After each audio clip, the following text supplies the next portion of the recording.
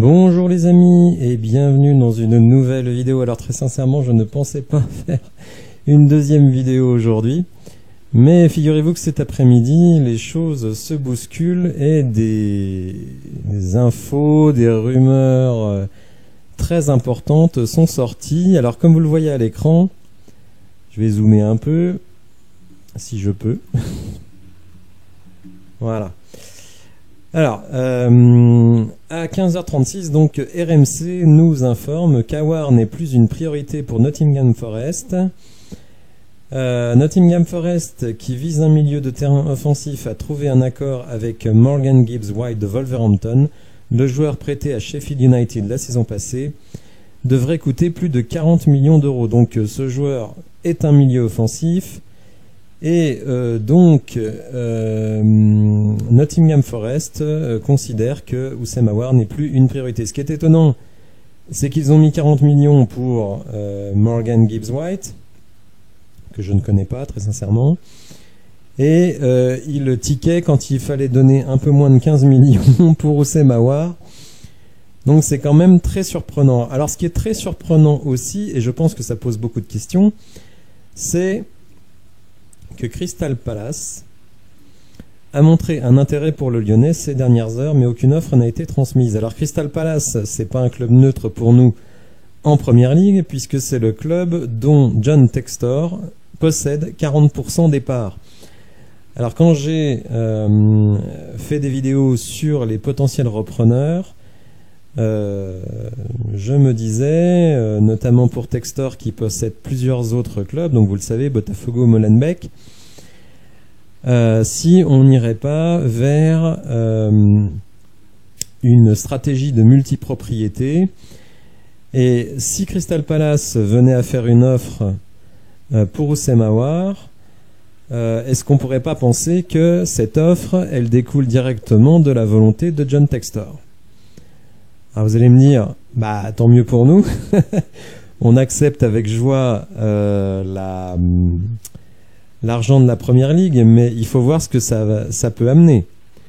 C'est-à-dire que est-ce qu'on va pas se retrouver à un moment donné à la place de Crystal Palace en devant acheter des joueurs de Molenbeek ou de Botafogo, des joueurs qu'on ne voudrait pas forcément, mais bon, pour faire circuler l'argent. Est-ce qu'on va pas, parce que Crystal Palace c'est de la première ligue, c'est une cash machine, est-ce qu'on ne va pas envoyer d'autres joueurs à Crystal Palace, des joueurs qu'on voudrait garder par exemple? Voyez, cette propriété de plusieurs clubs pose quand même de nombreux problèmes, et même si là à l'instant T pouvoir récupérer de l'argent à Crystal Palace sur Houssem Aouar, ce serait une très bonne chose pour nous. Est-ce qu'on n'ouvrirait pas la boîte de Pandore, mettre le doigt dans l'engrenage de la multipropriété et finalement à un moment donné perdre des joueurs qu'on voudrait garder, ou à l'inverse recueillir des joueurs dont on ne veut pas? Donc tout ça me laisse un petit peu perplexe. N'hésitez pas à me dire dans les commentaires ce que vous en pensez, car je trouve quand même que là il y a un potentiel de dérive assez inquiétant. Alors, puisqu'on en parle, John Textor a fait une sorte de démenti après l'article de l'équipe que j'avais évoqué dans ma vidéo sur la reconnaissance faciale et les applications pour faire du blé. Et donc, il a fait un tweet, alors qui a été traduit assez fidèlement. FaceBank, donc dont je parlais dans ma vidéo, n'est pas une société de reconnaissance faciale. FaceBank a été créé pour combattre les méfaits de la reconnaissance faciale par des tiers. Nous sommes littéralement une banque de visages où les actifs des individus sont protégés. J'avoue que je ne comprends pas bien. Est-ce que ça veut dire que j'enregistre mon visage dans l'application FaceBank et personne ne peut l'utiliser? Peut-être. Ça veut peut-être dire ça. Est-ce que c'est gratuit? Est-ce que c'est payant? Enfin, tout ça n'est pas très clair. En tout cas, voilà, Textor a voulu faire un démenti en disant non, FaceBank n'est pas un truc de reconnaissance faciale, mais si je me souviens bien dans l'article, alors c'est peut-être pas l'application FaceBank, c'est peut-être une autre. C'est quand même lui qui dit à Botafogo, avec la reconnaissance faciale, t'as plus besoin d'acheter de d'abonnement, de tickets, etc. Tout est fait automatiquement avec la reconnaissance faciale. Donc, bon, tout ça n'est pas très clair. Attendons d'en voir plus. Bon, pour le moment, je crois qu'on ne verra pas ces applications débarquer en France. Alors du reste, SoFoot s'est rapidement emparé du sujet et on apprend dans l'article de Nicolas Xismartov eh bien qu'il y a eu, alors que ça existe dans d'autres pays, notamment NBA, etc., mais donc la CNIL a été saisie. Bon, j'en ai parlé hier dans la protection juridique. Et donc l'article renvoie à un précédent article, vous le voyez, de janvier 2020, où pour la surveillance, à Metz, donc on avait testé cette reconnaissance faciale. Alors là, pour des raisons purement sécuritaires, et donc beaucoup de supporters s'en étaient offusqués, dénonçant au passage une pratique illégale. Le club a révélé que cette expérimentation avait été réalisée à vide. Une justification loin d'être suffisante et qui en dit long sur la politique sécuritaire des clubs et des instances. Donc vous voyez quand même ce sujet est assez tendu. Et c'est vrai que je pense qu'en France, on est très à cheval sur la vie privée. Et autant l'application qui vise à mettre le logo du club sur votre visage, etc., je pense que ça peut passer tranquillement. Mais la reconnaissance faciale sur l'entrée au stade, etc., je pense que ça va poser beaucoup de problèmes et on n'est pas prêt de voir ça débarquer en France. Alors, dernière info du jour, vous voyez qu'aujourd'hui ça n'arrête pas. Et c'est une info évidemment qui fait trembler de peur les supporters de l'OL. Malo Gusto donc serait surveillé par Manchester United et le Barça. Alors on dit surveiller, mais vous allez voir que ça va plus loin que ça, puisque dans le corps de l'article, on dit clairement que le Barça donc et Manchester United sont entrés en contact avec l'entourage de Gusto et sont intéressés pour accueillir le joueur avant la fin du mois d'août. Alors, dans l'article, on nous dit Manchester United n'est pas très content avec Diogo Dalot et le Barcelone non plus avec Serginho Dest. Et donc Malo Gusto entre parfaitement dans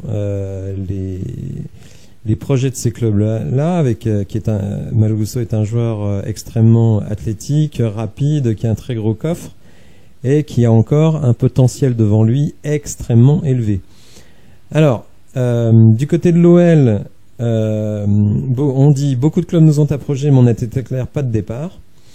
Mais vous savez que tout a un prix, et lorsque Bruno Chéroux était invité sur l'OL Play, il a dit que certains dossiers, notamment des dossiers Paqueta, éventuellement Cherki, éventuellement donc Malo Gusto ou Loukeba, à partir d'un certain montant, ne dépendent plus de la cellule de recrutement, mais directement de Jean-Michel Aulas. Alors, on n'imagine pas une seconde que Malo Gusto, qui est sous contrat jusqu'en 2024, puisse partir à un moment où il est en pleine éclosion et que on nous a beaucoup communiqué sur l'ADN OL.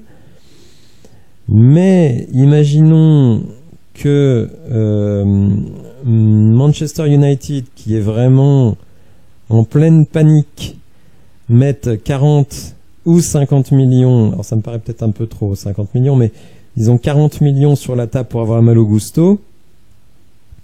Est-ce que l'OL va résister très longtemps? Ce n'est pas sûr.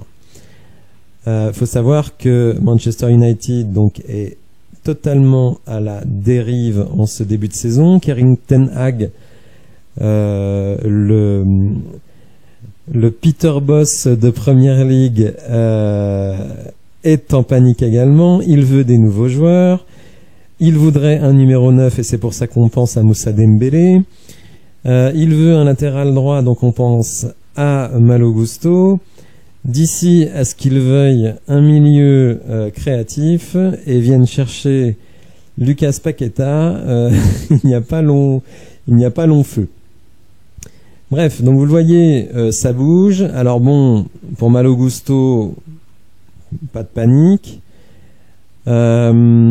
Pour Oussemawar, l'interrogation sur son éventuel départ à Crystal Palace, qui selon moi peut paraître être quelque chose de positif dans un premier temps, mais qui implique énormément de craintes pour le fonctionnement futur, parce que si Textor a les pleins pouvoirs à Botafogo, Molenbeek, Lyon, et qu'il est majoritaire, enfin il n'est pas majoritaire, il a 40% des parts à Crystal Palace, comment imaginer qu'il ne puisse pas se servir de tous ces clubs-là pour faire transiter les joueurs à son beau vouloir, au détriment peut-être de l'intérêt individuel de chaque club, puisque lui il a une vision globale.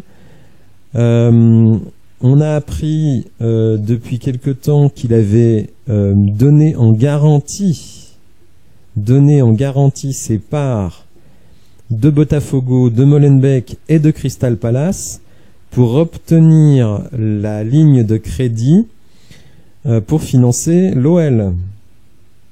Alors attention Textor, il a beau faire des démentis, il dit pas toujours la vérité, on comprend pas toujours ce qu'il veut faire. En tout cas, moi, je ne comprends pas toujours ce qu'il veut faire, ou alors je comprends trop bien, et si je comprends trop bien, ça m'inquiète. Donc voilà, vigilance aussi avec Textor. Je me demande si on n'est pas tombé sur un zozo. Et j'espère que non, mais je commence à vraiment me poser des questions. Voilà, j'espère que vous avez apprécié la vidéo. Si c'est le cas, n'hésitez pas à la liker, à vous abonner à la chaîne. Et je vous dis à bientôt pour de nouvelles infos. J'espère ne pas avoir à faire une troisième vidéo aujourd'hui. Allez, au revoir.